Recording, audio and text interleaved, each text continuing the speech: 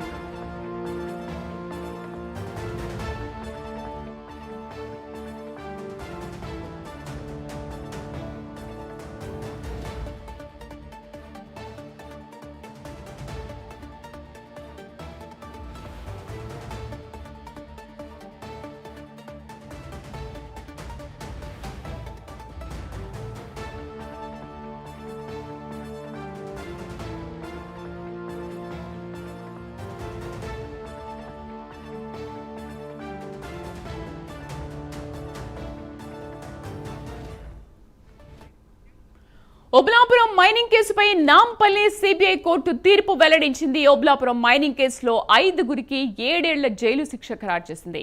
మరో 2 నిర్దోషులుగా ప్రకటించింది. కేసులో ఇప్పటికే ఒకరు మృతి చెందగా ఐఏఎస్ శ్రీలక్ష్మిపై నమోదైన కేసును హైకోర్టు కొట్టివేసింది. కేసులో మాజీ మంత్రి సబితా ఇంద్రారెడ్డికి కోర్టు క్లీన్ చిట్ ఇచ్చింది.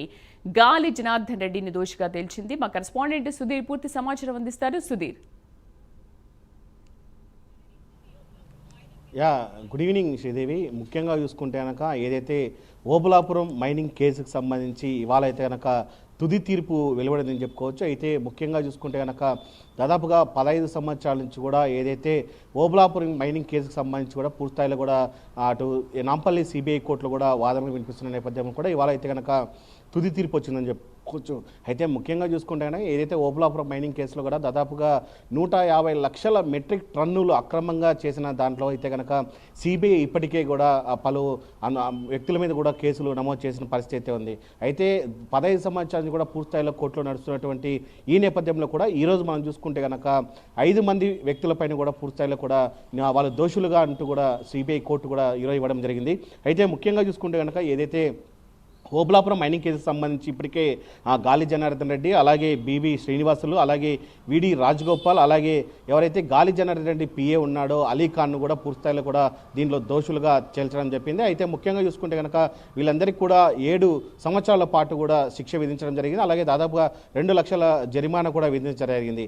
అయితే ముఖ్యంగా చూసుకుంటే కనుక ఏదైతే 2004 నుంచి అలాగే 9 మధ్యలో కూడా పూర్తిస్థాయిలో కూడా ఏదైతే ఓబులాపురంలో ఉన్నటువంటి మైనింగ్ సంబంధించినటువంటి అక్కడ దాదాపుగా గాలి జనార్దన్ రెడ్డికి పూర్తిస్థాయిలో కూడా ప్రభుత్వం ఒకచోట ఆయనకు మైనింగ్ ఇస్తే కనుక ఆయన మరో చోట కూడా పూర్తిస్థాయిలో కూడా అక్రమ మైనింగ్కు పాల్పడుతూ అలాగే దీనిలో కొంతమంది ఐఏఎస్ అధికారులను అలాగే కొంతమంది అధికారులను కూడా చేర్చడం కూడా పూర్తిస్థాయిలో కూడా అప్పట్లో సిబిఐ కూడా కేసు నమోదు చేయడం జరిగింది. అయితే ముఖ్యంగా ఆయనకు సంబంధించినటువంటి మెట్రిక్ టన్నులకు సంబంధించినటువంటి ఇన్ని మెట్రిక్ టన్నులు మాత్రమే ఆయన మైనింగ్ చేసుకోవాలని చెప్పడంతో కూడా ఆ మైనింగ్కి సంబంధించినటువంటి పరిమితులు దాటి కూడా పూర్తిస్థాయిలో మనం చూసుకుంటే కనుక 150 లక్షల మెట్రిక్ టన్నుల పైన కూడా పూర్తిస్థాయిలో కూడా ఆయన అక్రమంగా మైనింగ్ చేశారు. అయితే అప్పట్లో మనం చూసుకుంటే కనుక దాదాపుగా ఆయన మీద కూడా పూర్తిస్థాయిలో కూడా కేసు నమోదు చేయడం జరిగింది. అప్పుడు ఆయన అరెస్ట్ చేయడం జరిగింది. దాదాపుగా 4 సంవత్సరాల పాటు కూడా ఆయన జైలు జీవితం అనుభవించారు. అయితే ఈ నేపథ్యంలో కూడా అప్పటి నుంచి కూడా కోర్టు ట్రయల్ నడుస్తున్న నేపథ్యంలో కూడా మనం చూసుకోవచ్చు.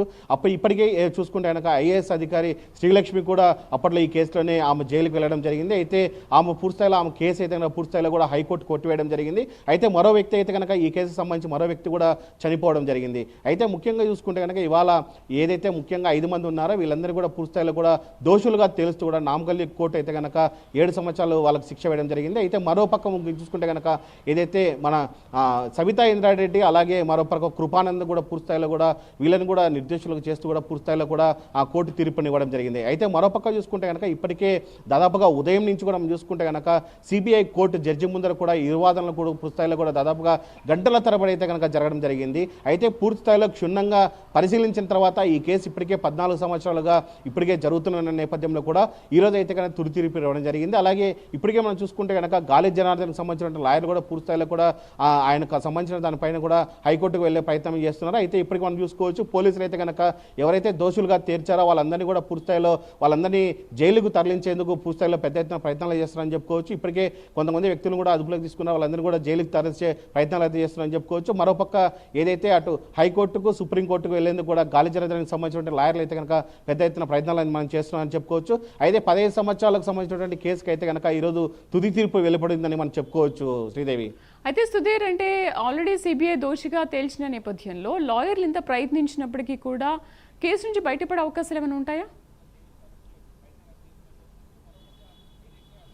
ఖచ్చితంగా మనం అనుకోవచ్చు. దాదాపుగా ఇప్పటికీ మనం చూసుకోవచ్చు ఏదైతే ఈ కేసు ఇప్పటికే చూసుకోవచ్చు 2004 నుంచి 2009 మధ్య కూడా పూర్తిస్థాయిలో అటు సిబిఐ అధికారులు కూడా ఆ రోజు నుంచి కూడా ఏదైతే ఈ కేసుకు సంబంధించిన దాని ప్రకారం మనం చూసుకుంటే కనుక దాదాపుగా అందరి మీద ఒక ఐఏఎస్ ఆఫీసర్లు అందరి మీద కూడా కేసు పెట్టడం జరిగింది. ఈ నేపథ్యంలో కూడా గతంలో కూడా వీళ్ళందరూ కూడా జైలుకి వెళ్ళి బెయిల్ పైన కూడా బయటకు వచ్చిన పరిస్థితుల్లో కూడా ఈసారి అయితే కనుక ఖచ్చితంగా 15 సంవత్సరాల పాటు కూడా కేసు అయితే కనుక అటు సిబిఐ కోర్టులు కూడా మొత్తంగా వాదనలు అలాగే ట్రయల్స్ అలాగే పూర్తి ఫైనల్ స్థాయికి వచ్చిన నేపథ్యంలో కూడా ఇప్పుడు మనం చూసుకుంటే కనుక కేవలం సిబిఐ కోర్టు మాత్రమే ఇవాళ తుది తీర్పు ఇవ్వడం జరిగింది. అలాగే దీన్ని సవాలు చేస్తూ కూడా పూర్తిస్థాయిలో కూడా మనం చూసుకోవచ్చు గాలి జనార్దన్కి సంబంధించినటువంటి లాయర్స్ కావచ్చు, అలాగే మరోపక్క చూసుకుంటే ఎవరైతే దోషులుగా ఉన్నారో వాళ్ళకి సంబంధించిన లాయర్ అందరూ కూడా పూర్తిస్థాయిలో ఇప్పటికే మనం చూసుకోవచ్చు హైకోర్టుకు వెళ్లేందుకు కూడా పూర్తిస్థాయిలో పెద్ద ఎత్తున ప్రయత్నాలు చేస్తున్నారని చెప్పుకోవచ్చు. అయితే ఒకవేళ హైకోర్టుకు వెళ్ళినా కానీ ఏదైతే కింది కోర్టు పూర్తిస్థాయిలో తీర్పిచ్చిందో దాన్నే ఇస్తుందా లేదన్న దానిపైన కూడా సర్వత్రా ఉత్కంఠ మనం చెప్పుకోవచ్చు Sridevi. Right Sudheer, thank you.